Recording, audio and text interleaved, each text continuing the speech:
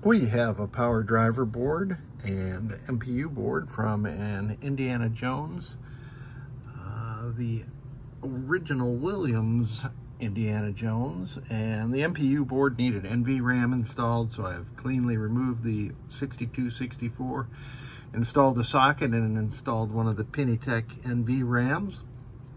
I have replaced the capacitor at C31, that's the one I forgot about the other day, and I've replaced the header at J210, and I've replaced this voltage watchdog. This is a 4.27 volt voltage watchdog, and I think we're good to go there, but we'll run it through the tests. On the driver board, it had some burned pads on the back of J120, so I've repaired those with some through-hole rivets, replaced both 120 and 121. Over here, J115, this is the GI input, power input header replaced, unregulated 12 header replaced, ground header that's used on some games, and then the two AC voltage headers where power comes in. There was an attempt made to replace the cap at C30, and it was loose on there, and there were jumpers, so I took that out and installed through-hole rivets, and that is solid now. I did the same thing with the cap at C5.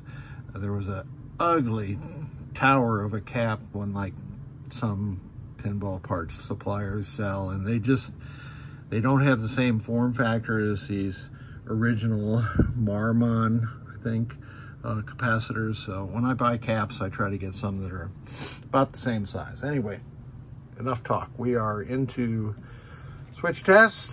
So let me go through the switch matrix. We've got to make sure everything works on both MPU and driver board. Here's some cabinet switches.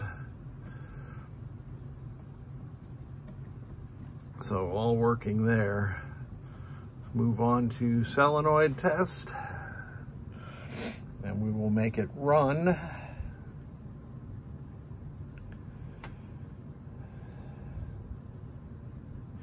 Indiana Jones is one of 5 games that also includes what is called an AUX 8 driver board. These two are the ramp flat, or the orbit flaps that holds those open. What I was saying is the AUX 8 driver board controls a few of the solenoids, so we won't see anything during the testing of those solenoids.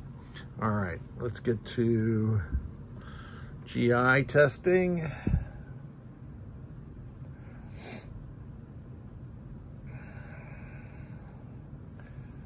Excellent.